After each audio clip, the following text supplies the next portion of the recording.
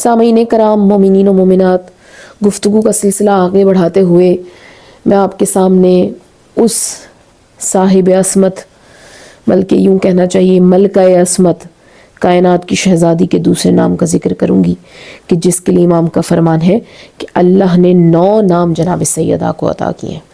پہلا نام جس پر ہم نے گزشتہ گفتگو میں آپ کے سامنے بڑی تفصیل سے بیان کیا تھا کہ پروردگار عالم نے نام دیا ہے اس ملکہ طہارت کو فاطمہ۔ فاطمہ دیکھیے، یہاں پر گزشتہ گفتگو میں نے آپ کے سامنے بتایا تھا کہ یہ وہ بی بی ہے کہ رسول نے کہا کہ جانتے ہو کہ اللہ نے میری بیٹی کا نام فاطمہ کیوں رکھا؟ ابن عباس نے پوچھا یا رسول اللہ کیوں رکھا فاطمہ نام؟ کہا اس لیے کیونکہ پروردگار عالم نے جب میری بیٹی فاطمہ کو خلق کیا تو اس نے اپنی صفات میں سے جناب سیدہ کو خلق کیا، کیونکہ وہ فاطر السماوات والارض تھا، اس لیے اس نے اپنی اس صفت سے فاطمہ کو خلق کیا۔ کیونکہ مومنات، فاطر کا ایک معنی یہ بھی ہے کہ جو چیر کر رکھ دے، جو بیچ میں سے اس طرح سے ایک وقفہ بنا دے جیسے کپڑے کو پھاڑا جاتا ہے۔ اور کیونکہ پروردگار عالم وہ فاطر السماوات والارض ہے، جسے اس لیے فاطر السماوات والارض کہا جاتا ہے کہ جس نے خلقت زمین و آسمان کو اس طرح کیا کہ جب اس نے چاہا کہ زمین کو خلق کرے تو پروردگار عالم نے ایک مادے کو خلق کیا، اور جیسے ہی اس نے اس پر نگاہ غیظ ڈالی تو وہ ابلنے لگا۔ اور اس طرح، کیونکہ یہ پورا کا پورا مولا کائنات کا خطبہ ہے اور میں یہاں پر خطبہ بیان نہیں کروں گی، لیکن یہ ضرور کہوں گی کہ جن بخارات سے پروردگار عالم نے اس طرح سے فاصلہ کیا کہ بخارات سے آسمان بنتے چلے گئے، اور ابلتے ہوئے پانی کا جو بچا ہوا میٹر تھا، بچا ہوا مادہ تھا، اس سے پروردگار عالم نے زمینوں کو خلق کیا۔ تو اس لیے پروردگار عالم کو فاطر السماوات والارض کہتے ہیں۔ اور جس طرح پروردگار عالم نے زمین اور آسمانوں میں شگاف کیا، اسی طرح فاطمہ جہنم میں جاتے ہوئے اپنے محب کو شگاف کر کے دوبارہ سے جنت میں لے جائیں گی۔ تو فاطمہ پر، لفظ فاطمہ پر گفتگو ہو چکی، اور اگلا بی بی کا نام صدیقہ، کہ جس سے بڑی کائنات میں کوئی سچی بی بی پیدا ہی نہیں کی، پروردگار عالم نے خلق ہی نہیں کی۔ وہ صدیقہ کوئی اور نہیں، نبی کی بیٹی اور علی کی زوجہ اور حسنین کی ماں جناب سیدہ طاہرہ ہیں۔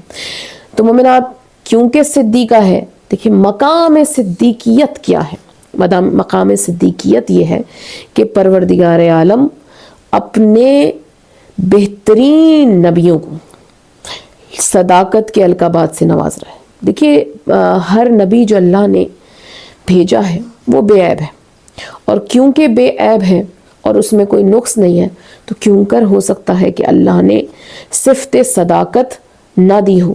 اور کیونکہ صفت دی ہے صداقت کی، اس لیے سب سے بڑی پروردگار عالم نے سورہ حدید میں پروردگار عالم ارشاد فرما رہا ہے کہ اللہ اور اس کی رسول کی اطاعت کرو اور ان کے ساتھ ہو جاؤ جن پر اللہ نے نعمتیں نازل کی ہیں۔ کون سی نعمتیں؟ کون کس کے ساتھ ہو جائے؟ وہ شہداء ہیں، وہ صدیقین ہیں اور صالحین ہیں۔ تو پروردگار عالم فخر کرتا ہے اپنے انبیاء کی ان صفات پر کہ جو صالحین میں سے ہیں، جو صدیقین میں سے۔ کون ہے؟ پروردگار عالم سب سے پہلے حضرت ابراہیم کے بارے میں ارشاد فرما رہا ہے کہ اور دیکھو اے میرے حبیب، اپنے کلام میں میرے پیغمبر ابراہیم کا ذکر کرو، کیونکہ وہ ایک صدیق نبی تھے۔ اس کے بعد سورہ نساء میں ہی پروردگار عالم دوبارہ کہہ رہا ہے کہ دیکھو اس کتاب میں ادریس کا ذکر کروں، اس لیے کہ وہ میرے صدیق پیغمبر تھے۔ اس کے بعد سورہ مریم میں پروردگار عالم عجب انداز سے کہہ رہا ہے کہ اور عیسیٰ ابن مریم کچھ نہیں سوائے اس کے کہ ایک رسول تھے جیسے ان سے پہلے رسول گزر چکے ہیں، اور ان کی ماں صدیقہ ہے۔ تو اس کا مطلب یہ ہے کہ فرق یہ ہے کہ پروردگار عالم صرف نبی کو صدیق نہیں کہہ رہا، بلکہ جو نبی کی ماں ہے وہ بھی صدیقہ ہے۔ تو مومنات، یہاں پر میں بات کا رخ موڑتے ہوئے آپ کو بتاؤں کہ صدیق وہ ہوتا ہے کہ جس کی ڈیفینیشن علماء نے مختلف طریقے سے کی۔ پہلی ہوتا ہے جو کبھی جھوٹ نہیں بولتا، صدیق وہ ہوتا ہے جو ہمیشہ سچ بولتا ہے۔ صدیق وہ ہوتا ہے کہ جس کا عمل اور جس کی گفتار اور رفتار میں کوئی فرق نہیں ہوتا۔ صدیق وہ ہوتا ہے کہ جو چاہ کر بھی جس کی زبان سے کبھی جھوٹ جاری نہیں ہو سکتا، یعنی جس کی زبان اتنی پاک و طاہر ہوتی ہے کہ اس کی زبان پر کبھی جھوٹ آ ہی نہیں سکتا۔ اور اس کے بعد صدیق کی ایک تعریف یہ ہے کہ جو کہہ دے وہ عمل بن کر ظاہر ہو جاتا ہے۔ تو مومنات، یہ ہے صدیق کی تعریفیں۔ اب یہاں پر میں آپ کو امام کا ایک فرمان سناتی ہوں۔ حضرت مفضل صحابی ہیں، دو امام کے صحابی ہیں، امام جعفر صادق علیہ السلام کے بھی ہیں اور امام موسیٰ کاظم کا دور بھی دیکھا ہے۔ تو کیونکہ امام کے شاگرد بھی تھے، امام کے صحابی بھی تھے، ایک مرتبہ مفضل نے پوچھا، فرزند رسول مجھے یہ بتائیے کہ جناب سیدہ کو غسل کس نے دیا؟ امام نے کہا، مفضل، جناب سیدہ کو غسل مولا کائنات علی ابن ابی طالب نے دیا۔ مفضل کہتا ہے کہ میرے چہرے کے رنگ بدلا اور میرے چہرے کے تاثرات بدل گئے۔ امام نے مفضل کے چہرے پر سے اس کے چہرے کے بدلتے ہوئے آثار کو پڑھا اور مسکرا کر کہا کہ مفضل کیا ہوا، پریشان کیوں ہو گئے؟ کہا، مولا، کیا مولا علی نے جناب سیدہ کو غسل دیا؟ تو امام نے ارشاد فرمایا کہ اے مفضل، کیا تم جانتے ہو کہ صدیق کو صدیق ہی غسل دے سکتا ہے؟ اور کیونکہ ہماری جدہ، ہماری والدہ صدیقہ ہیں، تو صدیق کے سوا کوئی اور انہیں غسل نہیں دے سکتا تھا، اس لیے کیونکہ علی صدیق اکبر ہے اور فاطمہ زہرا صدیق کبریٰ ہے، اس لیے صرف اور صرف مولا کائنات۔ مفضل نے کہا، مولا کوئی دلیل؟ کہا، اس کی دلیل یہ ہے کہ پروردگار عالم نے جناب مریم کو اپنے کلام میں صدیقہ کہا ہے، اور صدیقہ کو صدیق کے علاوہ کوئی غسل نہیں دے سکتا، اور صرف مریم وہ ہے کہ جنہیں ان کے اپنے بیٹے نے غسل دیا۔ کیوں؟ کیونکہ نبی ہے صدیق اور ماں ہے صدیقہ، اس لیے جناب فاطمہ زہرا کو غسل صرف مولا علی نے دیا، کیونکہ وہ صدیقۃ الکبریٰ ہے تو یہ صدیق اکبر ہے۔ تو مومنات، کیونکہ فاطمہ زہرا صدیقہ ہے، اور میں نے آپ کے سامنے یہ جملے کہے کہ صدیق وہ ہوتا ہے کہ صرف یہ تعریف نہیں کہ وہ ہمیشہ سچ بولے، یہ بھی صرف تعریف مکمل نہیں ہے کہ جو کبھی جھوٹ نہ بولے، بلکہ تعریف یہ بتا رہی ہے کہ جو اس طرح سے اپنے زبان سے اور اپنی گفتار سے اور اپنی رفتار سے اظہار کرے کہ اس کا عمل اس کی گفتار اور رفتار کے برابر چلے۔ تو اگر آپ کو یہ بات سمجھنی ہے تو آپ کو مدینے کی گلیوں میں آنا پڑے گا، جہاں پر ہم نے دیکھا کہ دو ننھے شہزادے اپنی صدیقہ ماں سے یہ کہہ رہے ہیں کہ اماں جان، مدینے کی گلیوں میں مدینے کے تمام بچے عید کے روز نئے لباس پہنیں گے، اماں جان کیا ہمارے لیے بھی نیا لباس ہے؟ تو مومنات، یہاں پر قابل غور بات یہ ہے کہ جو سوال کر رہے ہیں وہ حسنین ہیں، اور جن سے کیا جا رہا ہے وہ فاطمہ زہرا ہیں۔ تو مجھے مومنات ایمان سے بتائیے، کیا یہ بچے وہ ہیں کہ جنہیں امامت بعد میں ملتی ہے، یا یہ وہ بچے ہیں کہ جو امامت اپنے ساتھ لے کر آتے ہیں؟ دیکھیے، کیونکہ یہ وہ بچے ہیں کہ اگر مدینے کی گلیوں میں یہ بچے خاموشی سے کھڑے ہیں اور کوئی آ کر یہ کہہ دے کہ اے حسن آئیے ہمارے ساتھ کھیلیں، تو جواب میں میرا مولا یہ کہہ رہا ہے کہ اللہ نے ہمیں کھیلنے کے لیے خلق نہیں کیا۔ تو جہاں ایک طرف تو ہم یہ دیکھ رہے ہیں کہ مولا یہ کہہ رہے ہیں کہ اللہ نے ہمیں کھیلنے کے لیے خلق نہیں کیا، وہ جن کے گھروں میں 3 دن کے فاقے ہیں، وہ اپنی والدہ سے، اور یہ روایت اتنی مستند ہے کہ اسے خود امام جعفر صادق علیہ السلام نے بیان کیا ہے۔ امام کہتے ہیں کہ حسنین نے اپنی والدہ سے کہا کہ اماں جان، کیا ہمارے لیے نئے لباس نہیں ہوں گے؟ تو جناب سیدہ نے ارشاد فرمایا کہ بیٹے، تمہارے لیے نئے لباس آئیں گے، اور درزی کپڑے سی رہا ہے اور وہ جلد تمہارے لیے کپڑے لے کر آئے گا۔ تو مومنات، مجھے ایمان سے بتائیے کہ وہ بچے جو صرف اس لیے نہیں کھیلتے کہ اللہ نے انہیں کھیلنے کے لیے خلق نہیں کیا، جن کے گھر میں 3 دن فاقے رہنے پر وہ شکر الہی کے سجدے کرتے ہیں، وہ اپنی ماں سے یہ سوال کیوں کر سکتے ہیں؟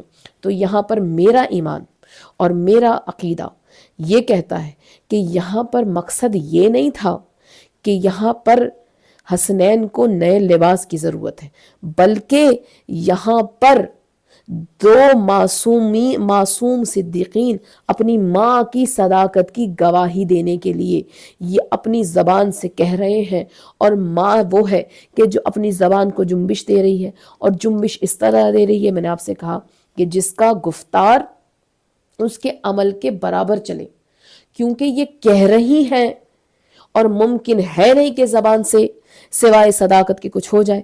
اس کا مطلب یہ ہے کہ کوئی ہے جو سی رہا ہے اور کوئی ہے جو لے کر آئے گا، کیونکہ فاطمہ نے یہ نہیں کہا کہ سلوا دیے جائیں گے، بلکہ کہا کہ اس درزی کپڑے سی رہا ہے۔